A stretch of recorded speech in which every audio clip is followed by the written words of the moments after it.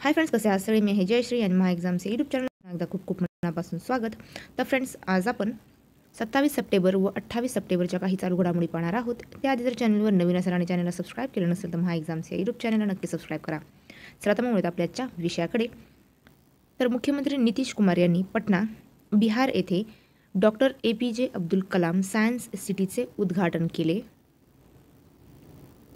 पुढे पाहूया. राष्ट्रीय सेवा योजना दिन दरवर्षी 24 सप्टेंबर रोजी साजरा केला जातो. पुढे पाहूया.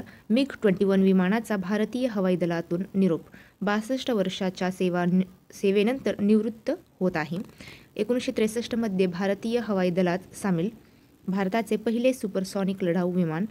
कारगिल युद्ध 1999 व बालाकोट हवाई हल्ला 2019 मध्ये विशेष कामगिरी.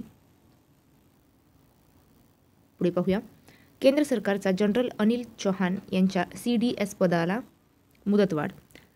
चीफ ऑफ डिफेन्स स्टाफ पदाचा कार्यकाळ 30 मे 2026 पर्यंत वाढवला. ही मुदतवाढ कॅबिनेटच्या नियुक्ती समितीने मंजूर केली आहे. जनरल बिपिन रावत यांच्यानंतर हे पद भूषवणारे ते दुसरे व्यक्ती आहेत.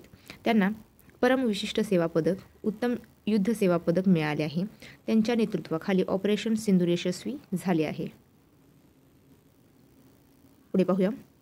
रागासा चक्रीवादळ 2025 मधील जगातील सर्वात शक्तिशाली चक्रीवादळ वेग आहे ताशी 270 ते 295 किलोमीटर पर्यंत होता. याला सुपर टायफून म्हणूनही ओळखले जाते.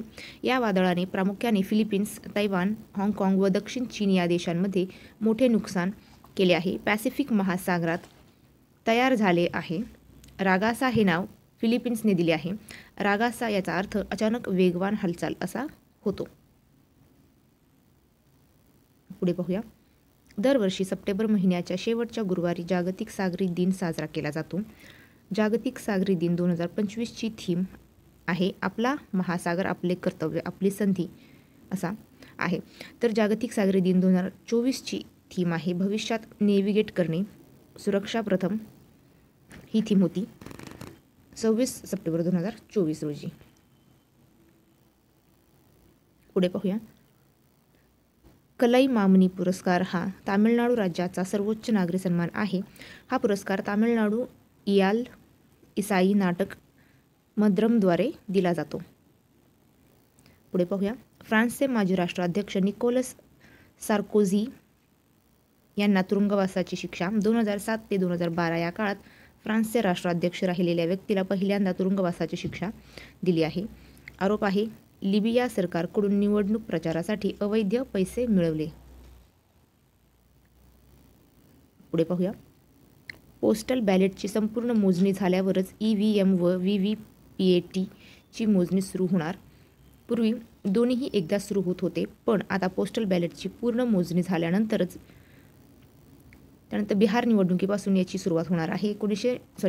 2019 पर्यंत अशीच पद्धत होती, पण त्यानंतर ती बदलण्यात आली होती. पुढे पाहूया. सरकार 97 तेजस विमाने खरेदी करणार आहे. संरक्षण मंत्रालय आणि हिंदुस्तान एरोनॉटिक्स लिमिटेड सोबत करार केलेला आहे. 62,370 कोटी रुपयांचा हा करार आहे. एकूण 97 तेजस विमाने. ही विमाने 2027 ते 28 ला हवाई दलाला मिळतील. ही विमाने MiG-21 सारख्या जुन्या लढाऊ विमानांची जागा घेतील. पुढे पाहूया. 28 सप्टेंबर 2025च्या काही चालू घडामोडी. तर नदी उत्सवाच्या 6व्या आवृत्तीचे आयोजन नवी दिल्ली येथे करण्यात आले.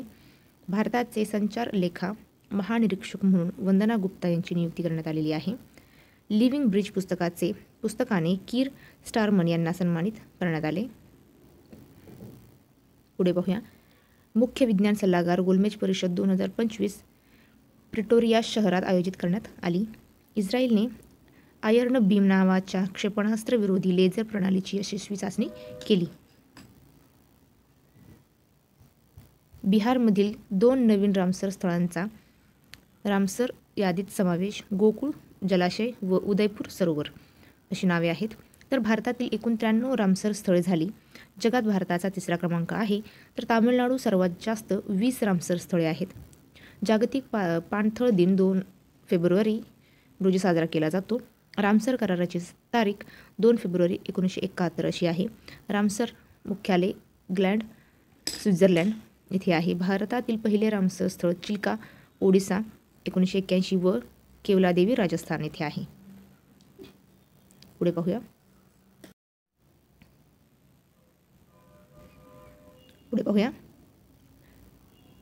बॅरल बेटावरील भारतातील एकमेव सक्रिय ज्वालामुखीचा 2दा उद्रेक होता. भारतातील एकमेव सक्रिय ज्वालामुखी तसेच दक्षिण आशियातील एकमेव सक्रिय ज्वालामुखी आहे. उद्रेक 13 व 20 सप्टेंबर रोजी झाला.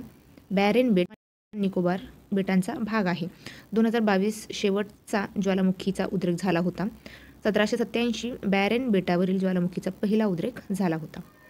पुढे पाहूया. सहयोग पोर्टल हे भारतीय सायबर गुन्हे समन्वय केंद्राच्या अंतर्गत एक केंद्रीकृत व्यासपीठ आहे जे गृह मंत्रालयाने विकसित केले आहे.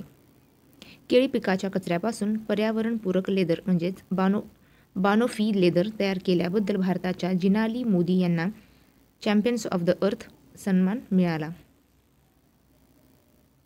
पुढे पाहूया. आंतरराष्ट्रीय साहित्य महोत्सव उन्मेषच्या 3ऱ्या आवृत्तीचे उद्घाटन 26 सप्टेंबर रोजी पटना येथे ज्ञान भवन येथे झाले. केरळमधील वर्कला क्लिफ्सना अलीकडेच युनेस्कोच्या तात्पुरत्या जागतिक वारसा स्थळांच्या यादीत समाविष्ट करण्यात आले आहे.